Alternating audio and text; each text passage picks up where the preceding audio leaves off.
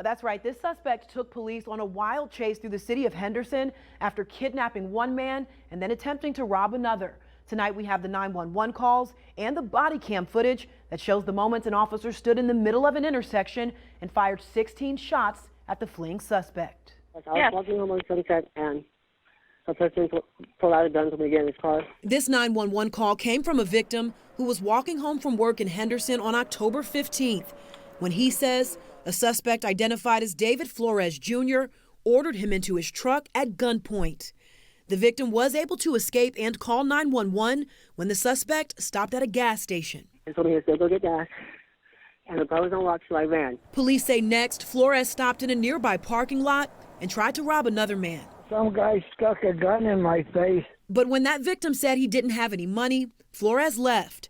Henderson police spotted him driving down Lake Mead, and he took officers on a high-speed chase. One officer reported seeing a gun in his hand during the pursuit. North side unit, that's him going through the light right there. That's him going through the light right there. A few minutes later, Flores blew 2 of his tires and crashed into a car at the intersection of Galleria and Boulder Highway. Then, as the truck was still moving, dash cam footage shows an officer fire 16 shots at Flores, who appeared to be running away.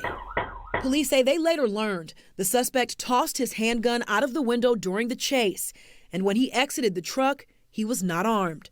Body cam footage shows another angle of the shooting, but there still isn't a clear view of the moments that Flores got out of his truck. Folks, have a wonderful evening. They're the stories told over and over in Goodsprings, Nevada. Fire burnt a heart into the hill. On the back side of that mountain is where the plane actually crashed that killed Carol Lombard. A Hollywood tragedy. Clark Gable waited here over 24 hours. And a card game in 1915 that ended in murder. Bullet holes still visible in the pressed tin walls. Tried to cash out $10, and the dealer did the honorable thing at the time, shot him dead. Here inside the Pioneer Saloon, well over 100 years of documented history and the belief by some, I've seen stuff jump off walls. Not all visitors have moved on. I believe there's ghosts here, so I don't believe it's haunted, because haunted means scary, right? I really try not to be here at night for that, specifically that reason. Tom Sheckel's family has owned the Pioneer since 2006, caretakers of the property and its remarkable past. There's a paranormal aspect to the Pioneer Saloon. And Goodsprings was a mining town, so there's lots of hopes and dreams and passions about the West and coming out and making your mark. And so that energy for a lot of people is still here. While Goodsprings has been referred to as a ghost town, keep in mind it's a functioning one with a population of about 200 people. And the residents that are here are working very hard to preserve their history. This is the cottonwood tree that's in this picture. Steve Fleming is with the Goodsprings Historical Society. This is 1910. It's exactly that view. For 20 years, members have been doing what they can to protect the town's oldest buildings, including a general store dating back to the 1890s. A ledger from the business still exists, listing who bought what and when. Bought 1 bottle of booze. The building itself, though, privately owned. So Fleming is working to get permission to stabilize the roof, put up a fence, and stop the decay. Have a little remnant of our history, and with a ledger that goes with it that identifies people that were here in the 1890s. It's incredible. There's not anything else like that in southern Nevada. Fleming says while other historic buildings in Clark County have been successfully relocated, he believes in preserving history where it occurred.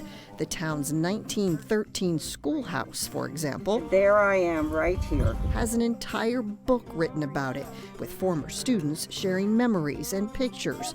Now the Historical Society wants to do more. I've put this roof back on maybe at least 10 times. Not only for the people of Goodsprings, but for all of Nevada. I think that kids need to see some of the things where we came from and how people lived out here. Back at the saloon, We need any more cocktails, ladies and gentlemen? We're doing okay. residents don't mind a little ghost hunting, but ask, please be respectful, not only of those who've passed, but also of the families who helped make Goodsprings what it is. It's just a special place. Denise Rosh, News 3.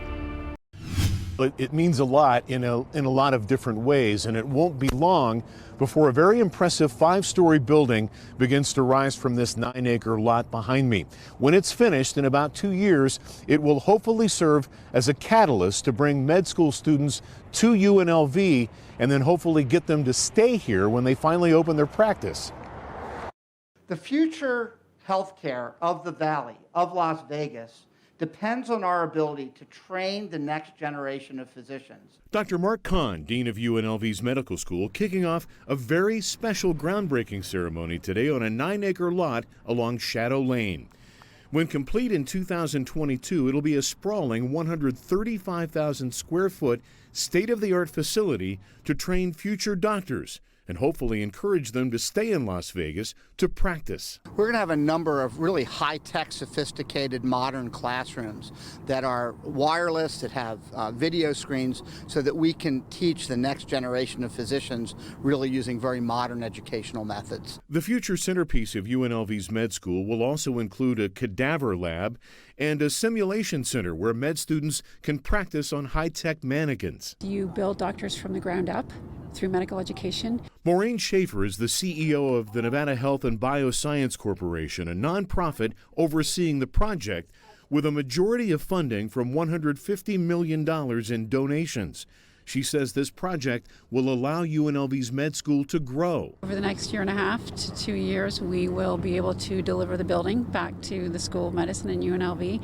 And at that point, with the certificate of occupancy, be able to invite more students into the program for UNLV. And Dr. Kahn says, based on UNLV med school applications, the word is out that there is a medical need in Las Vegas. We're 20% up in the number of applications over last year. So each year we've gone up between 15 and 20% for applications.